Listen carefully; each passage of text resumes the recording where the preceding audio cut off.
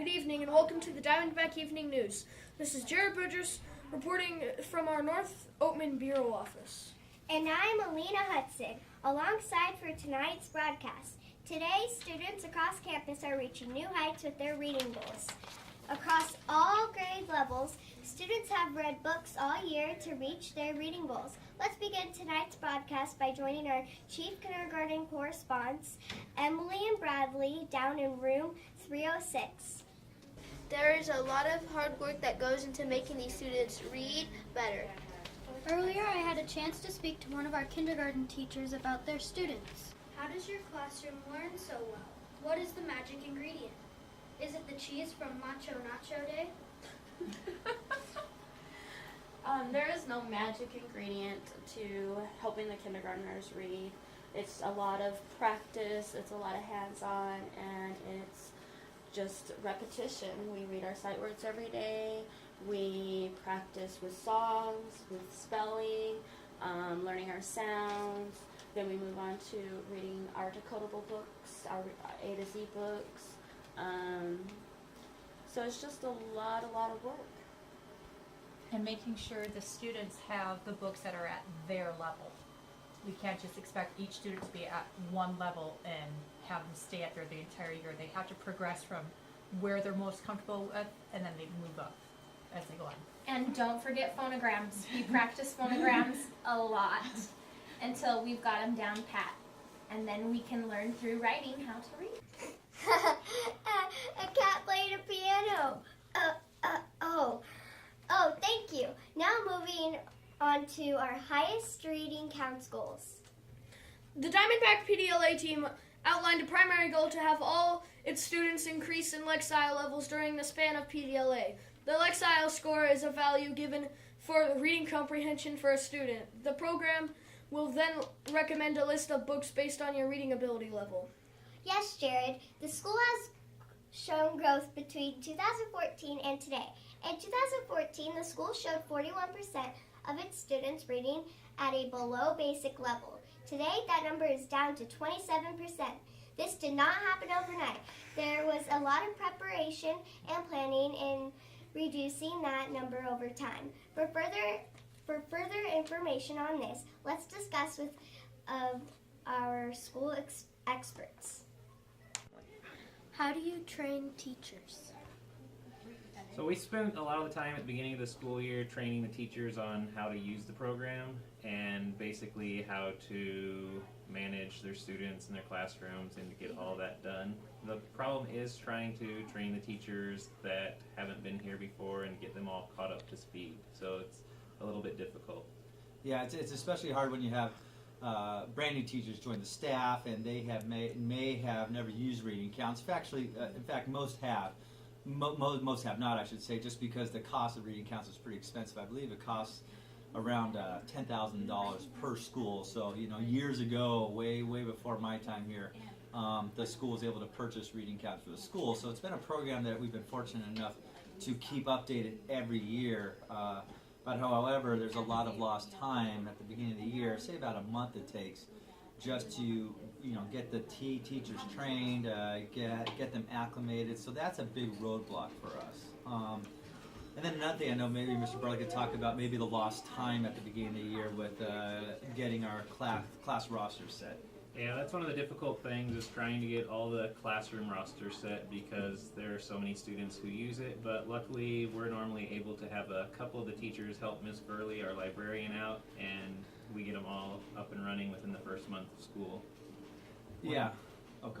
One of our other difficulties we have is sometimes getting the students to go from the short text we normally do in reading class to being able to focus on an entire book. But luckily with my Lighthouse group, they're pretty good about reading the books, getting the reading counts points, and earning all those, but some of the other teachers have struggles getting their kids to do more than the short little 2-point books that they can read in a day. Yeah, that's, I would say, definitely a big thing is, obviously the goal of reading counts is to get our students to want to read more, to want to earn points. And like Mr. Bartlett said, we have students in our Lighthouse classes and they're very motivated. They're motivated to read. They want to earn as many points as a race. They're trying to top each other, especially to see who can be first place in the classroom, first place at the grade level. But unfortunately, sometimes you run into roadblocks into finding that thirst, that quench for those students to gain their points for the week or for the month. We do set reading goals every month, or at least for the quarter, I should say. We do set reading goals for the quarter, and so we kind of have a benchmark, and we kind of have made the estimate of approximately how many points students should be earning each week. And maybe Mr. Barley could talk about how that works for the quarter. A lot of the teachers, we like to set weekly goals for the students. So in my class, I have them get 5 points a week to keep on pace to get that cookie and book reward. So that way they know about how many they need, and that will get them almost to the end. And so if they want that reward, they have to go a little bit beyond that. So that way it gets to see which ones are motivated. Right, and that's a lot of fun. It's great when it's lunchtime. The kids are coming in to lunch, and the PTO has these wonderful books and milk and so forth set out for them. It's a wonderful reward for those students. And then one also roadblock that we've just kind of encountered, and I don't want to say it's a roadblock, but it's just I guess more or less just something that's happened over the last couple of years. Obviously, as we learn our standards week to week and we get ready for our CFAs, especially in reading, we usually practice reading short passages and short text. It could be something as short as a text like this as we learn our reading strategies, identifying the main idea and theme, first person, third person, and such. So we're practicing these regular skills, but needless to say that's not necessarily learning how to read a longer book, a multiple chapter book, say a book that's 200 pages long. That's going to be much more of a challenge. So we do worry that students are learning, their skills, how to read the short passages and getting them ready for state testing. But however, sometimes we're not focusing on some of the skills on how to read longer books and chapter books, and building stamina for I guess reading novels and so forth, and the appreciation that comes with longer novels. So I guess that's about a summary of some of the roadblocks that we've encountered.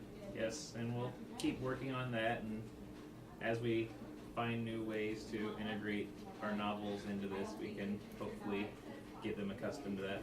Yeah, and one of the things I will say is that we have had conversations. We're talking about ways that we can build our libraries and classrooms, our libraries that we have, and also just how we're going to attack the teacher training part again as we come into next year, as we come into the to next school year in late July. So that's all we have. So thank you very much. Now back to you in the studio. Ethan Finley. What makes you read so well? Performing my phonemes and my diagraph and reading with myself while Practice your phoneme and practice your diagram and read with Alfaro. That's about it. Now back to you in the studio. Thank you for that report, Bradley. Now, on to other news. In this year's presidential race... Wait! I have a breaking story. It seems the cafeteria is running out of chocolate milk. How did this tragedy happen? Let's go to the cafeteria for a live look. Are getting restless. The cafeteria ran out of chocolate milk. I hope this can calm down soon or we'll have a real trouble on our hands. Now back to you. Now to our top reading counts leaders in 4th grade.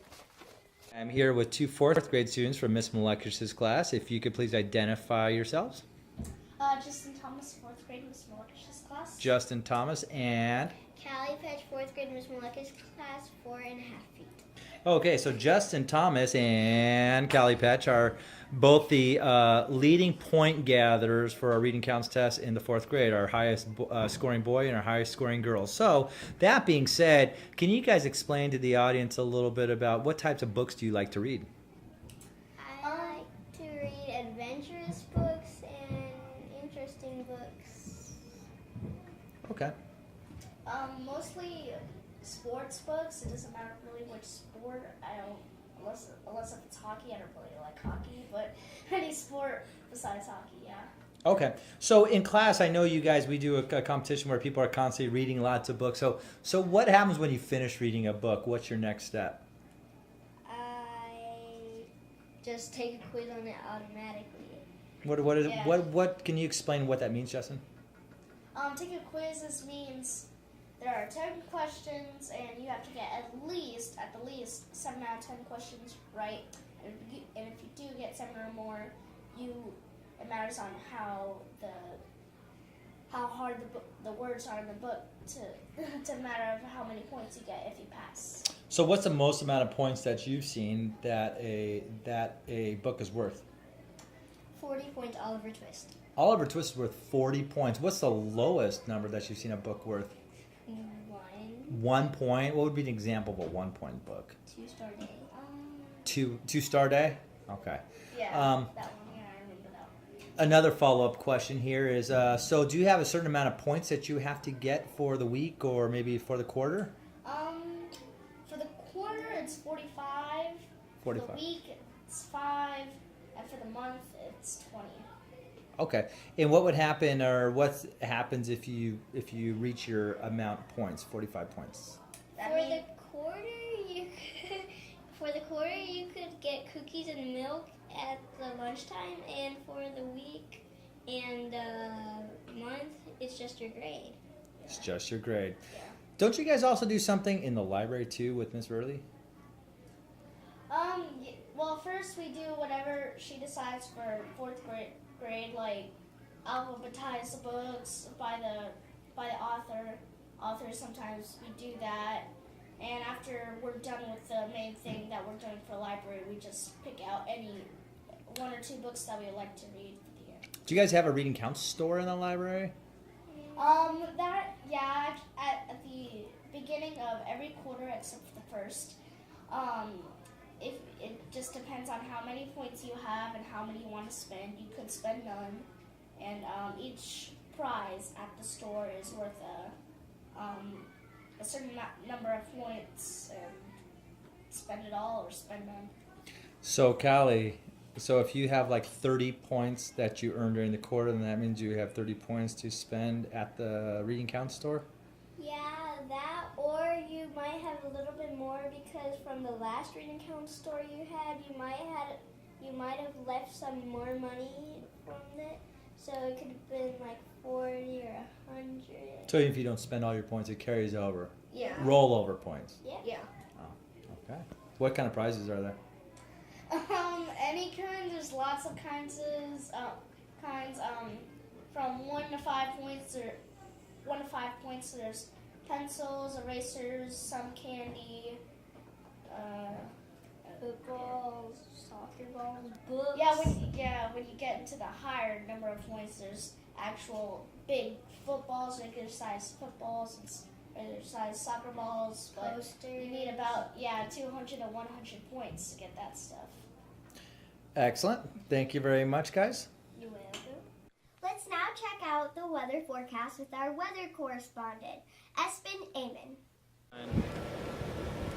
It looks like today's gonna be hot and windy, and tomorrow will be hot and windy, and the next day, and the day after that, it's gonna be hot and windy every down to October. Ah!